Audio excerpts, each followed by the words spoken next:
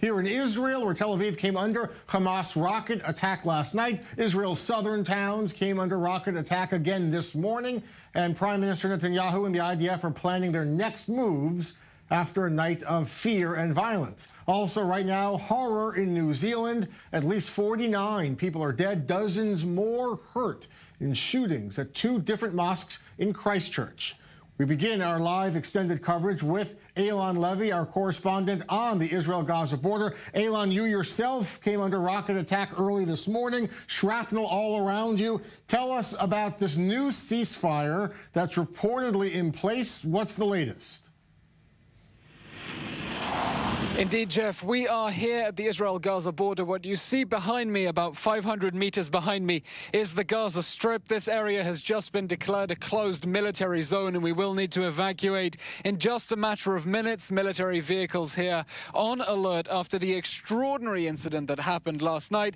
As you observed correctly, yes, Jeff, this morning, as soon as we arrived in the Israeli town of Sderot, we heard the red alert siren jump down to the vehicle, and immediately above our heads, an Iron Dome interception, an explosion in the sky. The IDF confirmed 4 missiles were fired from the Gaza Strip towards Israel. 3 of them were intercepted.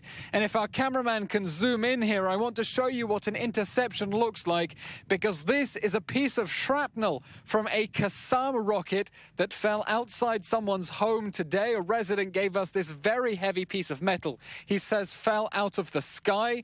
This is why residents here, when they have seconds to run for shelter, must remain in a safe space for another few minutes in case heavy pieces of metal like this fall out of the sky. Of course, it doesn't bear thinking what the damage would be if Israel didn't have this miraculous technology that is able to blow rockets out of the sky. As for the question of the ceasefire, that seems to be holding. If there is an official ceasefire, we don't know. We know reports that Israel and Hamas have reached some sort of arrangement. Whether or not there is a formal agreement, since at 7 o'clock this morning, there have been no code red sirens. In fact, Islamic Jihad saying it will respect that arrangement, going so far as to call off the weekly protests and riots that have taken place at the border, perhaps for the first time since March. Jeff.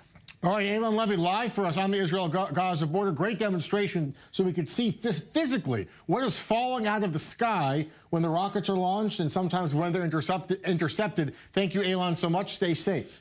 Back now in studio with our guests, I-24 News Middle East correspondent and IDF Reserves Colonel and security analyst, Olivier Rafowicz. Let me start with you, Colonel, because an IDF assessment, apparently a preliminary assessment, says the rockets were accidentally fired, at least towards Tel Aviv. It was a mistake. Oopsie-doopsie, we didn't mean it during maintenance work, but the rockets were launched anyway, and the IDF responded, and now it's calm. Is it that simple? Is this done? No, it's not simple. Done. No, not done, and not simple. Personally, I don't believe in such, I would say, incident by mistake.